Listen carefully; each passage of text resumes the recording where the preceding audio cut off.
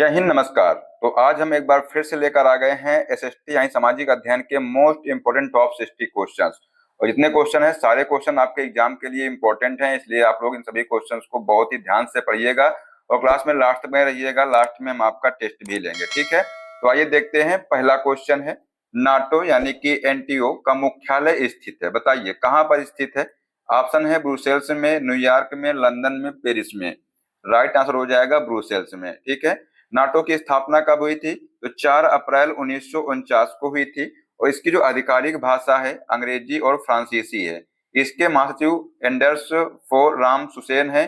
और दोस्तों इसमें जो वर्तमान जो सदस्य देश हैं कितने हैं?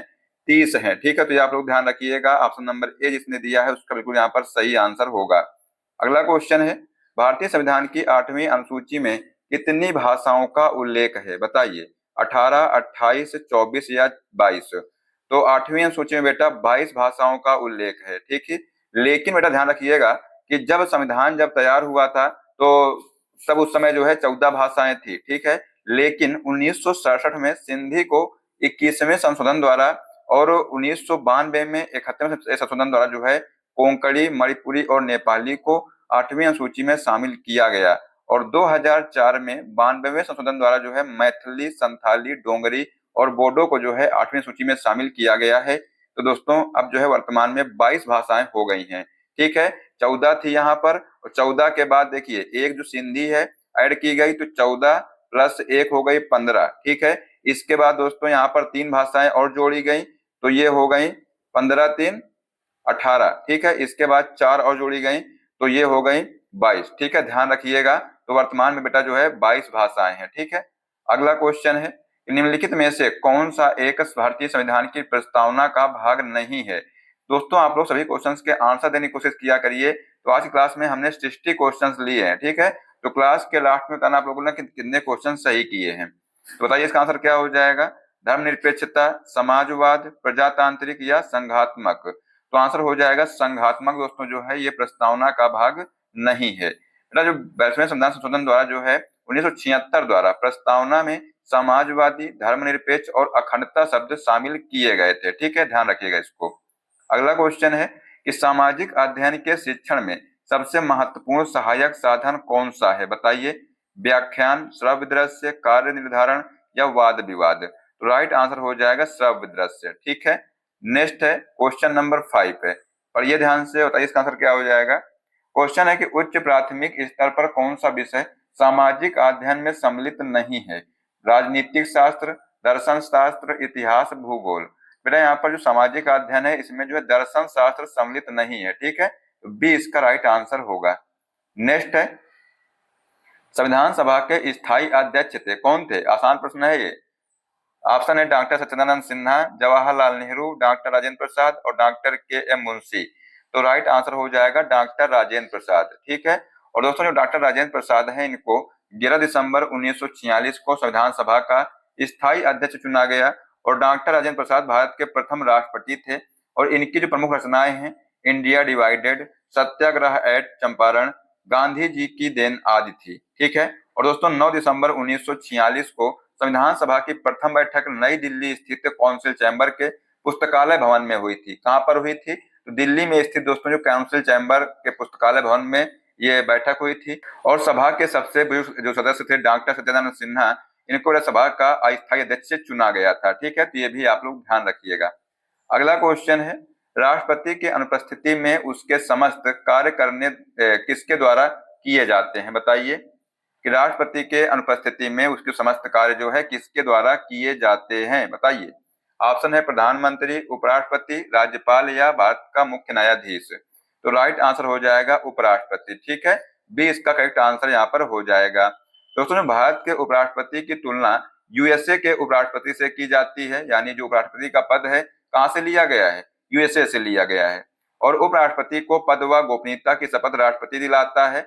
और बेटा उपराष्ट्रपति अपना त्यागपत्र राष्ट्रपति को देता है। और उपराष्ट्रपति के चुनाव संबंधी जो विवाद को सर्वोच्च न्यायालय देखता है। और संविधान के अनुच्छेद 63 में दोस्तों जो है उपराष्ट्रपति का वर्णन किया गया है। किस अनुच्छेद में? तो अनुच्छेद 63 में, ठीक है। अगला क्वेश्चन है, निम्नलिखित में से कौन सा संयुक्त राष्ट्र संघ का अभिकरण नहीं है, बताइए। विश्व स्वास्थ्य संगठन, खाद्य और कृषि संगठन, संयुक्त राष्ट्र शैक्षणिक वैज्ञानिक और सांस्कृतिक संगठन, अंतरराष्ट्रीय न्यायालय। तो राइट आंसर हो जाएगा ऑप्शन नंबर डी, अंतरराष्ट्रीय न्यायालय। ठीक है, अगला क्वेश्चन है, कौन सा उर्वरक किसान खाद के नाम से जाना जाता है? Calcium nitrate, calcium ammonium nitrate, ammonium sulphate या अमोनियम सल्फेट नाइट्रेट।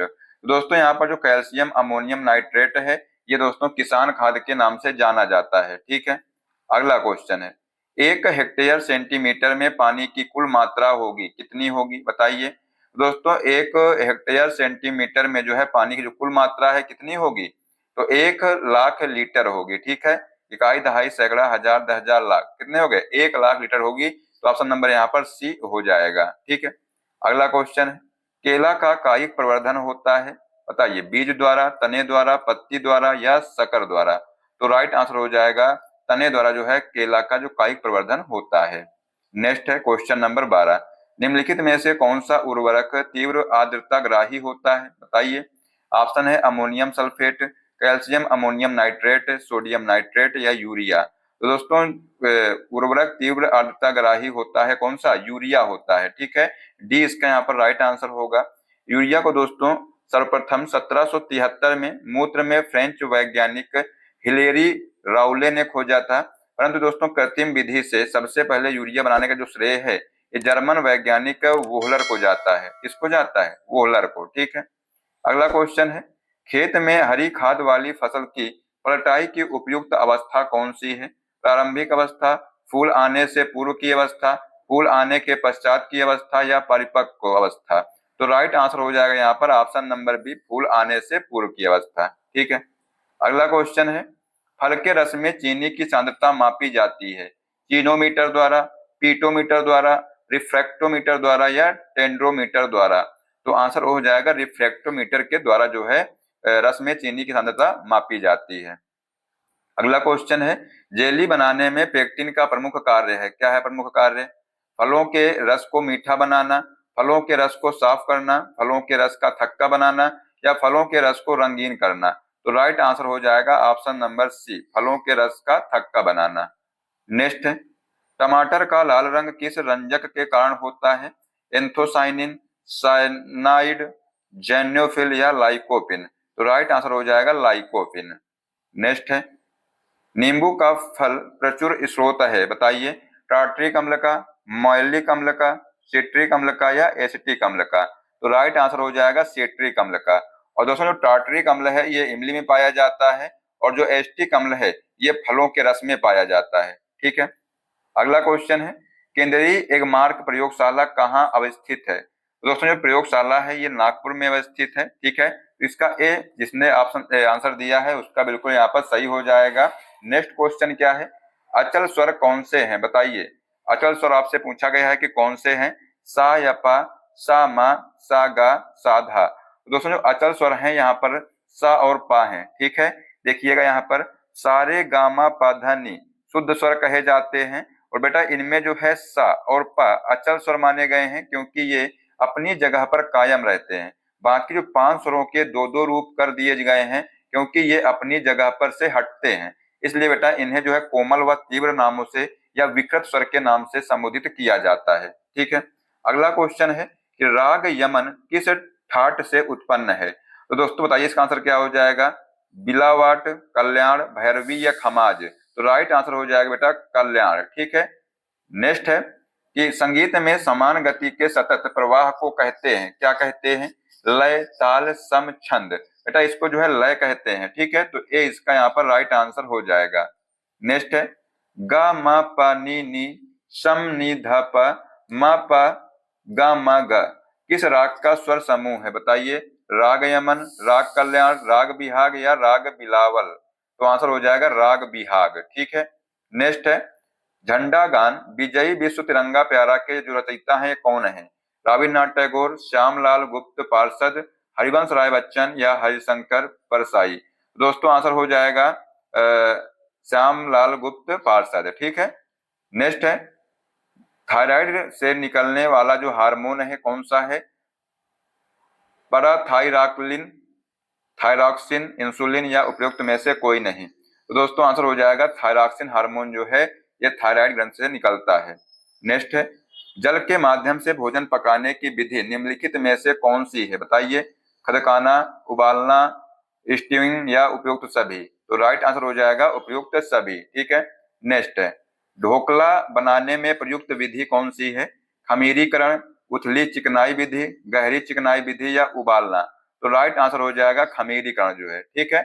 नेक्स्ट है, 2 वर्ष से 6 वर्ष की आयु को कहते हैं, क्या कहते हैं? शैशवावस्था, बाल्यावस्था, किशोरावस्था या प्रौढ़ावस्था। बेटा इसको जो शैशवावस्था कहते हैं, तो ए इसका राइट आंसर हो जाएगा। तो आइए देखते हैं यहाँ पर थोड़ा अवस्था और उसका आयु काल क्या है। तो अगर दोस्तों बात की जाए जो शैशवावस्था है, तो इसमें दोस्तों जन्म से 6 वर्ष जो है इसको शैशवावस्था कहते हैं। बाल्यावस्था बेटा जो है 6 से 12 वर्ष तक बाल्यावस्था कहते हैं, और किशोरावस्था जो है ये 12 वर्ष से 18 वर्ष की आयु को कहते हैं। ठीक है। लेकिन दोस्तों जो रास नामक विद्वान थे, इनके अनुसार 1 से 3 वर्ष तक की जो आयु थी इसको शैशवावस्था कहा जाता है। ठीक है। तो ये आप लोग पॉइंट नोट कर लीजिएगा। अगला क्वेश्चन है, जल प्रदूषण का कारण है, क्या है कारण? बढ़ती जनसंख्या, कीटनाशक, मनुष्य के क्रियाकलाप या उपयुक्त सभी। तो राइट आंसर हो जाएगा उपयुक्त सभी। मतलब दोस्तों जो जल प्रदूषण है इसका कारण क्या है? बढ़ती जनसंख्या है, कीटनाशक है, मनुष्य के क्रियाकलाप, ये सभी हैं। ठीक है। जल प्रदूषण से दोस्तों स्किन कैंसर, पोलियो, टाइफाइड, गुर्दे के रोग, पीलिया आदि रोग उत्पन्न होते हैं। ठीक है। अगला क्वेश्चन है, शारीरिक शिक्षा का उद्देश्य है, क्या उद्देश्य है? शारीरिक विकास, मनोवैज्ञानिक विकास, मानसिक विकास या उपयुक्त सभी। तो राइट आंसर हो जाएगा उपयुक्त सभी। ठीक है। नेक्स्ट है, बैडमिंटन से संबंधित खिलाड़ी है, पीवी सिंधु, सानिया मिर्जा, दीपा कर्मकार, द्युति चंद। तो राइट आंसर हो जाएगा पीवी सिंधु। ठीक है। नेक्स्ट है, दालों में सबसे ज्यादा क्या पाया जाता है? बताइए, प्रोटीन, विटामिन, वसा, खनिज। दोस्तों दालों में सबसे ज्यादा जो है प्रोटीन पाया जाता है, तो ए इसका यहाँ पर राइट आंसर हो जाएगा। सर्वाधिक प्रोटीन सोयाबीन में पाया जाता है, और जे मुल्डर ने 1840 में प्रोटीन का नामकरण भी किया था। किसने किया था प्रोटीन का नामकरण? जे मुल्डर ने किया था। नेक्स्ट है, एलएसडी के सेवन से होता है, बताइए क्या होता है? दोस्तों जो एलएसडी है, सबसे पहले तो इसका नाम ही आपको नहीं मालूम हो, इसका नाम जो है लिसर्जिक एसिड डाइथिलेमाइड होता है। ठीक है। और यह एक तरह का ड्रग है, मतलब यह एक तरह का ड्रग है। इसे नशे के आदि लोग ब्लॉटर पेपर के रूप में स्वाद लेते हैं। ठीक है। और दोस्तों ये जो है इसके सेवन से मानसिक विभ्रम होता है। ठीक है। तो डी इसका यहाँ पर राइट आंसर हो जाएगा। ठीक है। आप लोग इसको याद कर लीजिएगा। अगला क्वेश्चन क्या है कि व्यायाम का लाभ है, क्या लाभ है व्यायाम का? रक्त प्रवाह में वृद्धि, भूख लगना, फुर्तीलापन, उपयुक्त सभी। तो राइट आंसर हो जाएगा यहाँ पर उपयुक्त सभी। ठीक है। नेक्स्ट है कि वृत्त आरेख उपयोगी है, एक प्रतिरूप को प्रदर्शित करने के लिए, विभिन्न मात्राओं की तुलना करने के लिए, समग्र के संबंध में किसी एक के मूल्य को प्रदर्शित करने के लिए, या ऐतिहासिक अवधि की विशेषताओं को दर्शाने के लिए। तो राइट आंसर हो जाएगा ऑप्शन नंबर बी, विभिन्न मात्राओं की तुलना करने के लिए। ठीक है।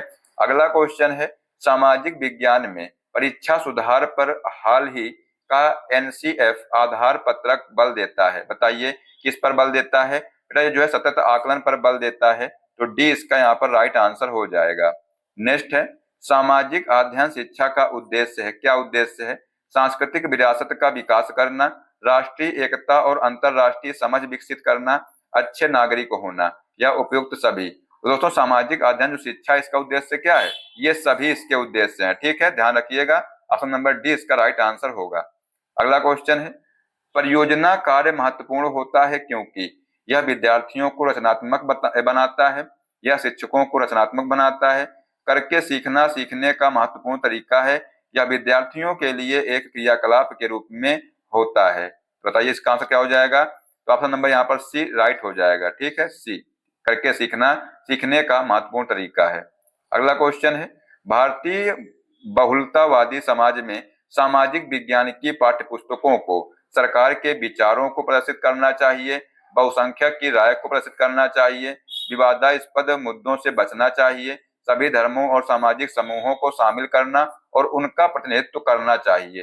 बेटा आंसर हो जाएगा यहाँ पर ऑप्शन नंबर डी, सभी धर्मों और सामाजिक समूहों को शामिल करना और उनका प्रतिनिधित्व करना चाहिए। ठीक है। अगला क्वेश्चन है, अधोलिखित में से किस लेखक की पुस्तक से कश्मीर के 12वीं शताब्दी ईस्वी के इतिहास का विवरण प्राप्त होता है? ऑप्शन यहाँ पर बेटा है कल्हड़, ठीक है, कल्हड़, कालिदास, कल्हड़ यहाँ पर 2 बार दोस्तों है, बिल्हड़, तो यहाँ पर दोस्तों जल्हड़ था, सही था यहाँ पर, ठीक है, तो यहाँ पर जल्हड़ था, ध्यान रखिएगा। तो इसका आंसर यहाँ पर हो जाएगा ऑप्शन नंबर सी, ठीक है। कौन सा इसका आंसर हो जाएगा?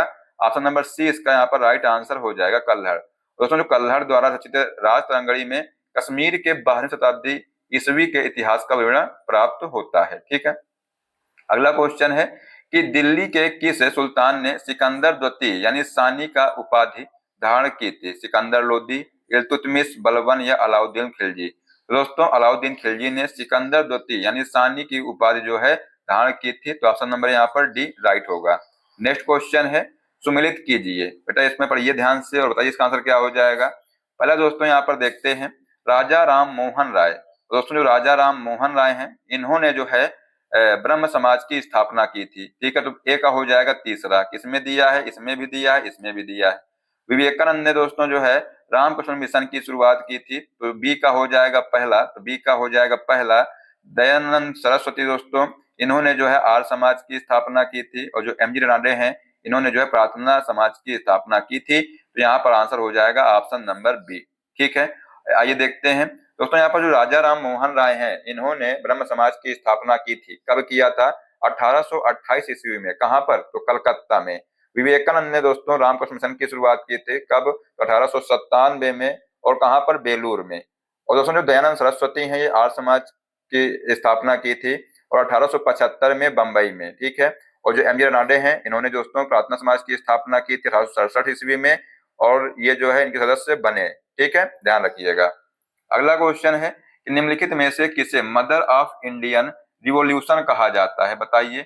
एनी बेसेंट, प्रीतिलता वाडेदार, कल्पना दत्त या मैडम भीकाजी कामा? तो आंसर हो जाएगा मैडम भीकाजी कामा, ठीक है। और दोस्तों इन्होंने जो है 1902 ईस्वी में भारत छोड़ दिया था तथा यूरोप के जो विभिन्न देशों एवं अमेरिका में ब्रिटिश शासन के विरुद्ध क्रांतिकारी प्रचार करने में ये लगी रही, और अगस्त 1907 ईस्वी में स्टुटगार्ड, कहां पर है? जर्मनी में, इन्होंने भारतीय प्रतिनिधि के रूप में 7वें अंतरराष्ट्रीय कांग्रेस सम्मेलन में भाग लिया तथा सम्मेलन के अंत में वहां 22 अगस्त को भारत का प्रथम राष्ट्रीय तिरंगा फहराया था, ठीक है। तो दोस्तों भारत में जो है भारत का जो है प्रथम राष्ट्रीय तिरंगा कब फहराया गया था?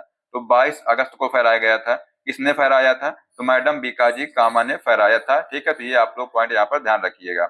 अगला क्वेश्चन है सुदर्शन झील का निर्माण किस शासक के काल में हुआ था? क्या है क्वेश्चन? तो दोस्तों जो सुदर्शन झील है इसका निर्माण जो है किस शासक के काल में हुआ था, किस शासक के काल में हुआ था, ये पूछा गया है। तो आंसर हो जाएगा, बताइए क्या होगा। ऑप्शन यहाँ पर अशोक, चंद्रगुप्त, समुद्रगुप्त या बिंदुसार? तो आंसर हो जाएगा चंद्रगुप्त, ठीक है। और दोस्तों जो चंद्रगुप्त मौर्य ने सौराष्ट्र प्रांत के गिरनार घाटी में सुदर्शन झील का निर्माण करवाया था, और इस समय यहाँ का जो शासक था वैश्य पुष्य गुप्त था, ठीक है। और यह जानकारी जो है रुद्रदामन के जूनागढ़ अभिलेख से प्राप्त होती है, और इसी अभिलेख से दोस्तों यह भी पता चलता है कि अशोक के समय में सुदर्शन झील का पुनर्निर्माण करवाया गया, ठीक है। और उस समय जो है राज्यपाल तुषास्प यानी यवन था, ठीक है। तो ये आप लोग ध्यान रखिएगा। अगला क्वेश्चन है पुष्यभूति राजवंश की वंशावली अधोलिखित किस राजा के नाम से प्रारंभ होती है? बताइए। प्रभाकर वर्धन, आदित्यवर्धन, नरवर्धन या राज्यवर्धन? तो आंसर हो जाएगा नरवर्धन, ठीक है। और दोस्तों थानेश्वर में पुष्यभूति राजवंश की वंशावली अधोलिखित है। सबसे पहले दोस्तों देखिए इनका क्रम क्या है। दोस्तों नरवर्धन है, इसके बाद जो है राज्यवर्धन है फर्स्ट है, फिर आदित्यवर्धन है, फिर प्रभाकर वर्धन है, इसके बाद जो राज्यवर्धन सेकंड, हर्षवर्धन, और इसके बाद राजश्री। और दोस्तों वर्धन वंश की शक्ति व प्रतिष्ठा का संस्थापक किसे माना जाता है? प्रभाकर वर्धन था, ठीक है। और जो प्रभाकर वर्धन है इसकी मृत्यु के बाद राज्यवर्धन जो है थानेसर की गद्दी पर बैठता है। और दोस्तों जो हर्षवर्धन है ये पुष्यभूति वंश का सर्वाधिक प्रतापी राजा था, ठीक है, ये आप लोग ध्यान रखिएगा। अगला क्वेश्चन है कि अधोलिखित में से कौन सी ताम्र पाषाणिक ग्रामीण संस्कृति प्राचीनतम है? बताइए। जारवे संस्कृति, मालवा संस्कृति, आहार संस्कृति या काष्ठ संस्कृति? तो आंसर हो जाएगा आहार संस्कृति, ठीक है। नेक्स्ट है मौर्य साम्राज्य की स्थापना के पहले समस्त उत्तरी भारत विभक्त था? बताइए। 20 राजतंत्र शासन में, 16 महाजनपद व गणराज्यों में, 10 राजतंत्र शासन में या 2 शासन तंत्रों में? तो दोस्तों ये जो है 16 महाजनपद व गण राज्यों में विभक्त था। ठीक है, 20 का राइट आंसर हो जाएगा। और मौर्य साम्राज्य के पहले जो है उत्तर भारत 16 महाजनपदों में विभक्त था। ठीक है, इसमें दोस्तों दो प्रकार के राज्य थे। कौन कौन से दो प्रकार थे ये? तो पहला दोस्तों था राजतंत्र और दूसरा था गणतंत्र। और इन महाजनपदों की जो जानकारी बेटा है ये बौद्ध ग्रंथ के अंगुत्तर निकाय में मिलती है और जैन धर्म के बेटा भगवती सूत्र से जो है इसकी जानकारी प्राप्त होती है। ठीक है, तो ये आप लोग जरूर ध्यान रखिएगा। अगला क्वेश्चन है कि आराम बाग अधोलिखित किस मुगल बादशाह ने बनवाया था? बताइए। ऑप्शन है जहांगीर, बाबर, हुमायूं, अकबर। तो दोस्तों जो आराम बाग है इसका निर्माण जो है बाबर ने करवाया था। और दोस्तों आगरा में जो है आराम बाग का निर्माण मुगल बादशाह बाबर ने सन 1528 में कब कराया था? तो 1528 में कराया था। और बाबर बगीचों का बहुत शौकीन था। कश्मीर का निशात बाग, लाहौर का शालीमार, पानीपत का काबुली बाग मस्जिद और संभल की जामे मस्जिद, आगरा का मस्जिद अब्दुल बाकी द्वारा तैयार, अयोध्या की बाबरी मस्जिद इत्यादि बाबर के काल में बनवाई गई है। और दोस्तों बाबर की जो अस्थायी कब्रगाह यही थी। ठीक है, तो ये आप लोग ध्यान रखिएगा। अगला क्वेश्चन है 1916 में भारत में होम रूल लीग यानी दोस्तों जो होम रूल आंदोलन है इसकी शुरुआत किसने की थी? बताइए। ऑप्शन यहाँ पर है जी.के. गोखले, गांधी जी, बी.जी. तिलक या लाला लाजपत राय।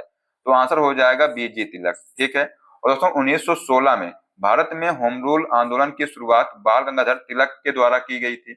और तिलक ने 16 अप्रैल 1916 में बेलगांव यानी दोस्तों पूना में जो है हुए प्रांतीय सम्मेलन में होम रूल लीग के गठन की घोषणा की थी। और जोसेफ बैप्टिस्टा इसके अध्यक्ष थे। कौन थे? तो जोसेफ बैप्टिस्टा।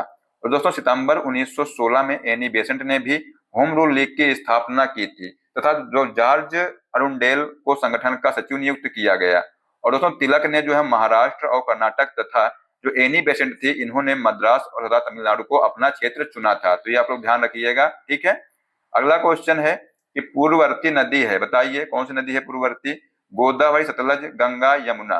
तो राइट आंसर हो जाएगा सतलज। ठीक है, और दोस्तों पूर्ववर्ती मतलब पूर्वानुवर्ती नदियों वे जल धाराएं हैं जो कि स्थल खंड में उत्थान होने पर भी अपने मार्ग को ही अपनाती हैं। सतलज एकमात्र पूर्ववर्ती नदी है जो हिमालय के तीनों श्रेणियों को अपरदित कर प्रवाहित होती है। और बेटा यह जो है चिनाब की सहायक नदी है। यह मानसरोवर झील के समीप स्थित राकस ताल से निकलती है तथा सिपकिला दर्रे के पास भारत में प्रवेश करती है। और भाखड़ा नागल बांध दोस्तों जो है सतलज नदी पर ही बनाया गया है। और अन्य दोस्तों पूर्ववर्ती नदियां हैं कौन सी हैं? सिंधु, गंगा, ब्रह्मपुत्र, तीस्ता, घाघरा, काली व गंडक है। ठीक है, अगला क्वेश्चन है पृथ्वी के बाह्य परत को कहते हैं क्या कहते हैं? बेटा इसको जो है पपड़ी यानी कि क्रस्ट कहते हैं। ठीक है, तो ए इसका यहाँ पर राइट आंसर होगा। पृथ्वी के आंतरिक संरचना को 3 भागों में व्यक्त किया गया है। ये कौन से 3 भाग हैं? तो पहला दोस्तों है क्रस्ट जिसको पपड़ी कहते हैं, दूसरा है मेटल और तीसरा है कोर, इसको क्रोड कहते हैं। ठीक है, अगर क्रस्ट की बात की जाए तो दोस्तों ये जो है सिलिका और एल्युमिनियम से बना है। तो साथ ही जो मेटल है ये जो है सिलिका और मैग्नीज से बना है। इसके बाद दोस्तों जो दुर्बलता मेटल जो है ये है कोर या क्रोड है। ये जो है निफे यानी कि निकिल और आयरन से बना है। ठीक है, तो ये आप लोग ध्यान रखिएगा। अगला क्वेश्चन है निम्नलिखित में से कौन सी गर्म धारा है? बताइए। क्यूरोसियो धारा, कुराइल धारा, कनारी धारा या लैब्राडोर धारा। तो दोस्तों पूछा गया है गर्म धारा। गर्म धारा कौन सी है? क्यूरोसियो धारा जो है ये गर्म धारा है। आइए देखते हैं यहाँ पर कुछ और भी गर्म जल धाराएं हैं। तो दोस्तों यहाँ पर जो है क्यूरोसियो की धारा कहाँ पर है? प्रशांत महासागर। एल नीनो की धारा प्रशांत महासागर। गल्फ स्ट्रीम जो है अटलांटिक महासागर। अलास्का की धारा जो है प्रशांत महासागर। और जो मोजाम्बिक की धारा है यह हिंद महासागर है। ठीक है, तो ध्यान रखिएगा। आइए थोड़ा आगे और देखते हैं, ठंडी जल धाराओं के बारे में बात करते हैं। तो ओयासियो की जो धारा है ये दोस्तों प्रशांत महासागर। पेरू या हम्बोल्ट की धारा हो गई, लानिनो हो गई, एक हो गया पश्चिमी ऑस्ट्रेलिया की धारा हिंद महासागर, कनारी की धारा दोस्तों अटलांटिक महासागर। ये दोस्तों क्या है? ठंडी जल धाराएं हैं। ठीक है, और ध्यान रखिएगा जो गर्म जल धाराएं हैं ये निम्न अक्षांशों से उच्च अक्षांशों की ओर प्रवाहित होती हैं। और जो ठंडी जल धारा है ये उच्च अक्षांशों से निम्न अक्षांशों में जो है प्रवाहित होती हैं। ठीक है, अगला क्वेश्चन है निम्नलिखित में से कौन सा परिवहन का सबसे सस्ता साधन है? बताइए। सड़क परिवहन, वायु परिवहन, जल परिवहन या रेल परिवहन। तो दोस्तों जो जल परिवहन है ये जो है परिवहन का सबसे सस्ता साधन है। नेक्स्ट है गोदावरी नदी निकलती है, बताइए किससे निकलती है? अमरकंटक से, महाबलेश्वर से, नासिक से या बैतूल से? तो दोस्तों ये जो है नासिक से निकलती है, ठीक है, ध्यान रखिएगा। और दोस्तों प्रायद्वीपीय भारत की सबसे लंबी नदी कौन सी है? गोदावरी है। इसकी लंबाई कितनी है? तो 1465 किलोमीटर है, ये भी आप लोग ध्यान रखिएगा। और पश्चिमी घाट की पहाड़ियों में स्थित चक्र तीर्थ कुंड त्र्यंबकेश्वर यानी दोस्तों नासिक, तो इसका उद्गम स्थान है। और इसकी जो प्रमुख सहायक नदियां कौन कौन सी हैं? तो प्राणहिता, पेनगंगा, वेनगंगा, इंद्रावती और मंजीरा है। और दोस्तों दक्षिण भारत की सबसे लंबी नदी होने के कारण जो है इसे दक्षिण की गंगा भी कहते हैं, ठीक है, ध्यान रखिएगा। अगला क्वेश्चन है, सुएज नहर जोड़ती है, बताइए किसको जोड़ती है? भूमध्य सागर, लाल सागर, भूमध्य सागर, अरब सागर, भूमध्य सागर, अटलांटिक महासागर या लाल सागर, अरब सागर? तो ये दोस्तों भूमध्य सागर को लाल सागर से जोड़ती है। और दोस्तों सुएज नहर है ये विश्व की सबसे बड़ी जहाजी यानी कि कृत्रिम नहर है, जो भूमध्य सागर को लाल सागर से जोड़ती है।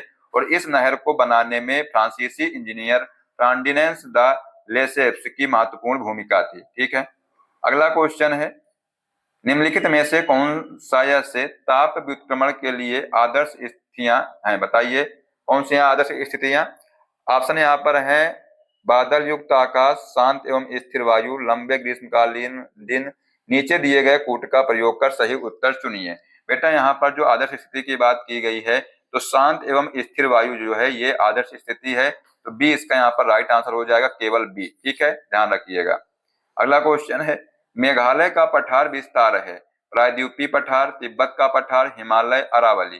तो राइट आंसर हो जाएगा प्रायद्वीपीय पठार, ठीक है। अगला क्वेश्चन है, निम्नलिखित में से कौन सा अपर्दन अभिकर्ता बालुका स्तूपों यानी बालू टिब्बा के निर्माण के लिए उत्तरदायी है? पवन नदी, हिम नदी, भूमिगत जल? तो राइट आंसर हो जाएगा पवन नदी, ठीक है, ए इसका यहाँ पर राइट आंसर होगा। नेक्स्ट क्वेश्चन है, निम्नलिखित में से कौन सी पृथ्वी के वायुमंडल की सबसे निचली परत है, बताइए? तापमंडल, क्षोभ मंडल, मध्य मंडल या समताप मंडल? तो दोस्तों सबसे निचली परत की बात की गई है तो क्षोभ मंडल जो है इसका राइट आंसर हो जाएगा, ठीक है, ऑप्शन नंबर बी। तो यहाँ पर हमने आपको 60 क्वेश्चन करा दिए हैं। सभी लोग अपना स्कोर जरूर कमेंट करिएगा कि आप लोग कितने क्वेश्चन सही किए हैं। अब आइए आपका एक टेस्ट लेते हैं। क्वेश्चन बेटा यहाँ पर है कि द्वितीय बौद्ध संगीति का आयोजन किसके शासनकाल में हुआ था? उदयभद्र, महापद्मानंद, शिशुनाग या कालाशोक? इसका आंसर जो है आप लोग कमेंट करिएगा। जो बच्चा इसका आंसर देगा इससे मालूम चल जाएगा इस बच्चे ने क्लास को लास्ट तक देखा है। और दोस्तों अगली क्लास आप लोग किस सब्जेक्ट की चाहते हैं ये भी आप लोग कमेंट करिएगा। और अगर आप लोगों को क्लास अच्छी लगे तो चैनल को सब्सक्राइब कर लीजिएगा, जो बेल आइकन है उसको प्रेस कर दीजिए, सभी क्लास का अपडेट भी आपको मिलता रहेगा, ठीक है। तो नेक्स्ट क्लास में जय हिंद, जय भारत, वंदे मातरम।